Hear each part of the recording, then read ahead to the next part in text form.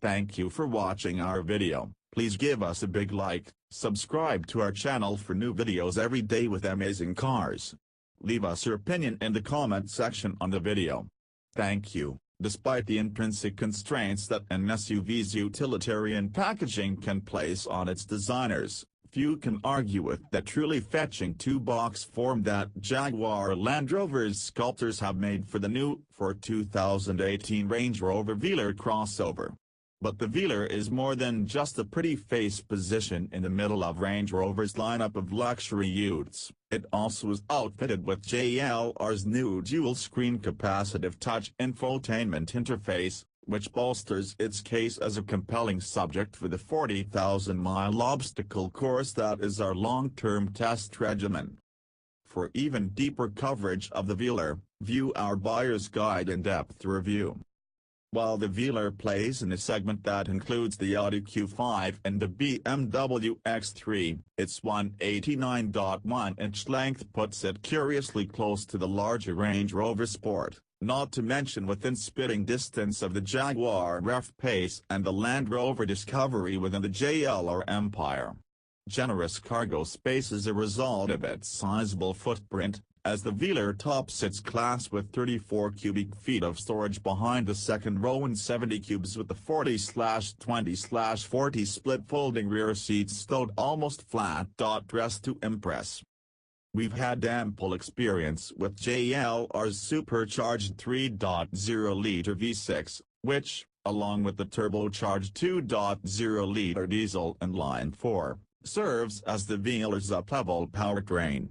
So for this test we deferred to its base engine, a gasoline-burning turbo 2.0-liter inline 4.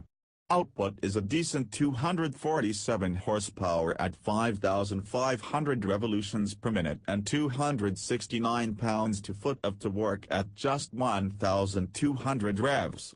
A ZF-sourced 8-speed automatic is included, as is a full-time all-wheel drive system with Rover's terrain response system of selectable driving modes: Eco, Dynamic, Comfort, Grass/Gravel/Snow, Mud, Ruts, and Sand. Compared with the V6-powered Velar P380 model we previously tested, our 4,392-pound long-term vehicle weighs 284 pounds less.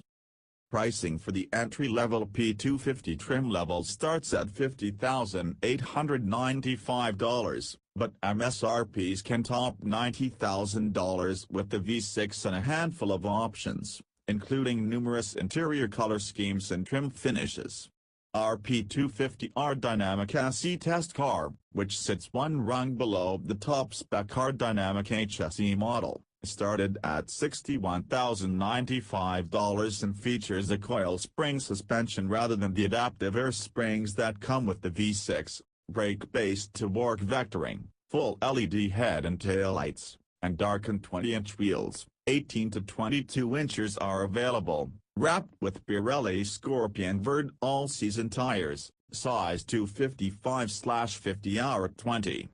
Other standard SE equipment includes automated emergency braking, lane departure warning, a driver condition monitor, a 360-degree surround view parking assistant, specific front and rear fascias, heated and power folding exterior mirrors with puddle lamps, and copper-colored accents on the hood and front flanks. The Velar's concept car presentation carries into the modernist cabin with a 12.3-inch digital gauge cluster on SE models and above, and a twin 10.0-inch and Control Touch Pro Duo infotainment screens in the center stack.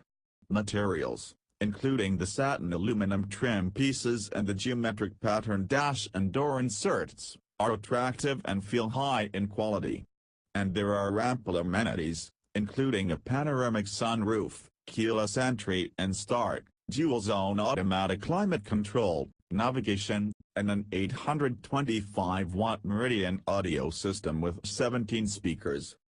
Helping to inflate our example's final tally to $67,235 was a $610 coat of Santrini black paint and the $1,495 Drive Pro package, adaptive cruise control, blind spot monitoring, lane keeping assist, and traffic sign recognition. We also tacked on $1,330 for front seat heating and ventilation and heated rear seats, $615 for Sirius XM satellite radio, and $580 for the on-off-road package's adaptive terrain response 2 system, all-terrain progress control, low-speed off-road cruise control, and configurable chassis and powertrain settings. Other extras included a $510 power-adjustable steering column, a $385 heated windshield, a $255 heated steering wheel, $205 for Argento pinstripe interior trim, and $155 for a pair of USB ports in the second row. Hitting the road. While our long-termer's black exterior and rose goldish trim elements lend it a somewhat sinister vibe versus warmer color combinations we've seen, the Velar's chop-top silhouette and striking interior decor have earned it plenty of admirers. The power-extending door handles are a bit gimmicky, and they advertise when the vehicle is left unlocked. But overall the Velar positively nails the Range Rover aesthetic. That it arrived at CDHQ in February prompted us to fit a set of full-size Pirelli Scorpion winter tires, $250 each from Tire Rack, to get us through Michigan's remaining cold months. A lengthy 2,000-mile break-in period and extended winter weather delayed both our reinstallation of the all-season rubber and our visit to the test track. When we finally got there, the Velar did the 0 to 60 mph dash in a modest 7.4 seconds and covered the quarter mile in 15.7 at 89 mph, adequately peppy but well off the 380 horsepower V6's times of 5.7 and 14.2 seconds. Its so-so 0.84 grams of stick on the skid pad is par for the segment, as is its 174-foot stop from 70 mph.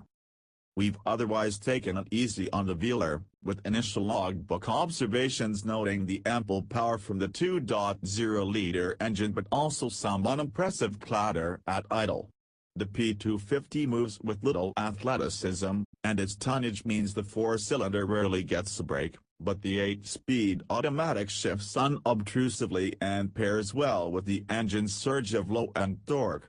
While the Velar never goads us into searching out back roads, its competent body control and generally comfortable suspension make it an easy cruiser elsewhere. Less favorable have been the reactions to the P250's fuel economy, which is EPA estimated at 21 miles per gallon city and 27 highway. We've averaged only 20 miles per gallon thus far, which, with the Velar's rather small 16.6-gallon fuel tank, means we're usually filling up every 300 miles or so. Even at the 26 miles per gallon that our long-termer returned on our 75-mile-per-hour highway test loop, that's only about 400 miles between fill-ups.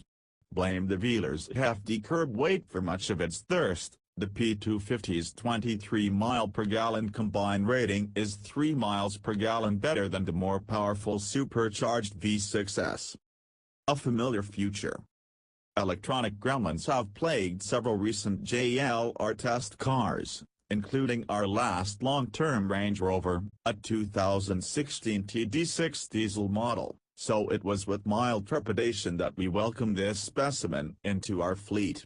It's not surprising, then, that the most prominent comments in the Velar's logbook have centered on its high-tech computer interface. For all its functionality and high-resolution graphics, the learning curve is relatively steep, and its extensive configurability has prompted even tech-savvy drivers to chide it for being overly complex. Others have acclimated more quickly, but having so few physical controls on hand means that interacting with the two tablets on the console is impossible to avoid. The upper screen is largely responsible for audio, navigation, phone, and settings functions, with the lower primarily used for climate controls and the myriad driving mode setups. But along with the configurability of the digital gauge cluster, many of the display functions, such as audio information, can be shown simultaneously on multiple screens. The two rotary control knobs integrated into the lower screen serve multiple purposes, depending on the function toggled on the display. Using them can adjust cabin temperature, fan speed, or seat heating and ventilation levels, as well as driving mode settings, driver's side only.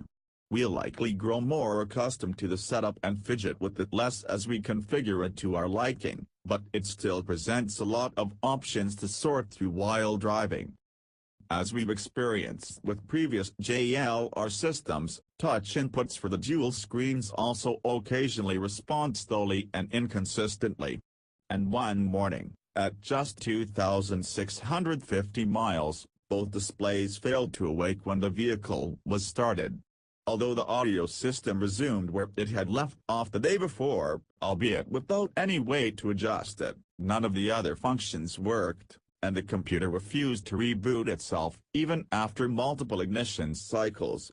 The Velar apparently just needed a rest, as its systems were back to normal the following morning, since there was no way to recreate the issue and no warning code to analyze and clear. A trip to the dealer likely would have been unproductive.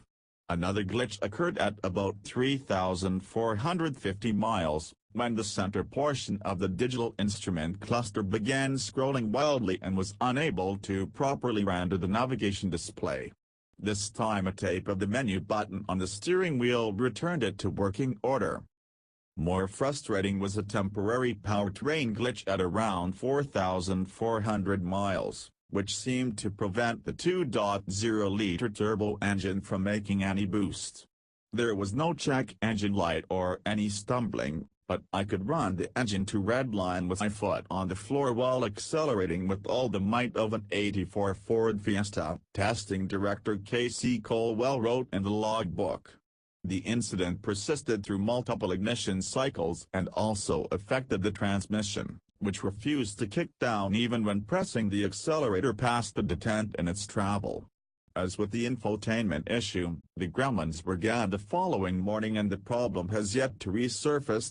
Taking a seat. Other commenters have taken issue with the Velar's 10-way adjustable front seats, which have 8-way power adjustments for the bottom cushion and seat back and 2-way manual adjustments for the bulky headrests. What's lacking is any type of lumbar control, a frustrating omission both at the Velar's price point and given the excessively padded lumbar section of the seat back, which many drivers have deemed uncomfortable. Although stepping up to the $68,595 P250 HSE model would bring fancier 20-way adjustable chairs with massage and lumbar control, those would have cost an extra $3,050 on this SE. We've also noticed that dash-mounted toll road transponders such as E-Pass have trouble operating through the Velar's heated, solar attenuating windshield, with one driver having to hold the unit out of the open sunroof so as not to cause a backup at the toll booth. The Velar's 16,000-mile intervals for scheduled maintenance combined with the lack of any lasting issues means our long-termer has yet to visit the dealer. Our only expenditures have been for fuel and for purchasing and swapping out the winter tires. While the Velar has made one trek to Pittsburgh, the bulk of its early miles have been racked up on local commutes, along with a couple of short trips to western Michigan and Ohio. Although we have several issues to keep an eye on, and some drivers have already ruled out the Velar for long-haul travel due to its lumpy front seats, its stylishly tailored practicality should help it accumulate its remaining 32,700 miles in fairly short order. Thank you for watching our video. Please give us a big like, subscribe to our channel for new videos every day with amazing cars. Leave us your opinion in the comment section on the video. Thank you.